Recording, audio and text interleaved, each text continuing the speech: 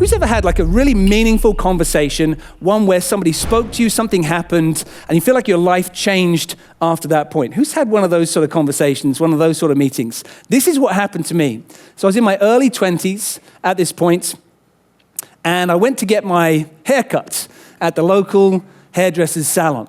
And I sat down in the chair, and this guy called Tony came up behind me, and he started cutting my hair, and he was just having conversation with me, and he said, "So tell me about yourself, Richard." And I said, "Well, I'd read all these books on communication, and I'd lived with these monks, and I've been studying acting." And he stopped in his tracks, and he said, "Wait a second. If I give you a free haircut today, would you come back in here next week and teach my team how to communicate?" And I said, "No." That was terrifying. Now, what he didn't realize is that just 3 days earlier, I'd been in a really bad place.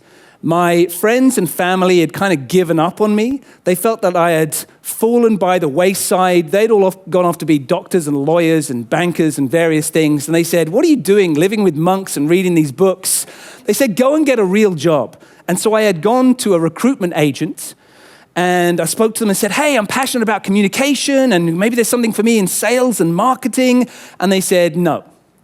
The only thing you are qualified for is moving furniture for minimum wage." And I said, "Are you sure? I mean, I feel like I could maybe do that, but isn't there anything else?" They said, "No, you're not qualified for anything else." And I've been in a real slump about it, and I just sort of dragged myself out of bed thinking, "Oh yeah, I better go and get this haircut." And there I was sitting in this chair, and this guy looked at me through this mirror.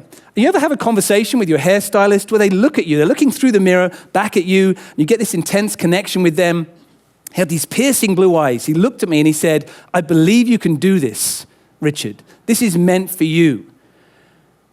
And I don't know what it was about this moment. I mean, it was partly, he was from South London. He sounded a bit like Jason Statham, and he was stood behind me with a cutthroat razor. He was like, "Come on, Richard, I know you can do this." I was like, "Okay." And I left there feeling a bit terrified, thinking, I better go and find a new hairdresser because I don't know what to do about this situation. I thought, no, I'm going to try this out. And so I went back in there and I delivered a session in the back of their hairdresser's salon, and they loved it. And they said, "When are you coming back?" And so I started doing more sessions for them and other salons in the group. And then pretty soon I got a phone call from this guy who said, "Hi, Richard, I hope you don't mind me calling you out of the blue. I'm the head of an engineering company. I just had my hair cut today. And my hairdresser said, you're the #1 communication coach in the country. Could you come and train my team?" Yeah.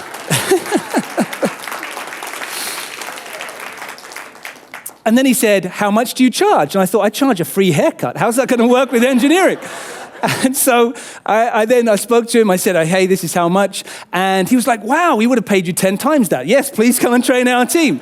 So I went and I did it. And I kept on going, and by word of mouth, repeat business, and recommendations, it got to the point where I've now been doing this for a quarter of a century. Thank you.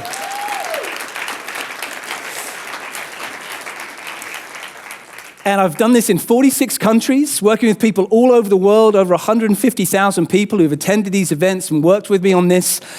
And it's been an extraordinary journey. And because I travel a lot, I go across all different parts of the world. I was going through the airports, and guess who I bumped into? Tony, my hairdresser.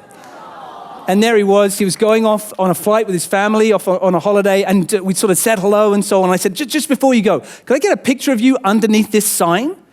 He said, "Yeah, you can have a picture of me, but why do you want it underneath the sign?" I said, "I want you to look up at this sign." It was all the different destinations people are flying to. I said, "I have been paid to travel to every single one of those destinations to help people on their communication skills because you believed in me. You saw something in me." And so when I talk about making every interaction matter, he made that interaction with me matter. And he didn't realize it, but he set off a bunch of dominoes that then started falling for a quarter of a century. Imagine if you could do that in your next conversation, your next meeting, your next interaction with somebody. You never know when showing up as the best version of you in that interaction is going to matter to that person and connect something that is going to start to move forward as a legacy that you can leave many years after you even realized it was happening.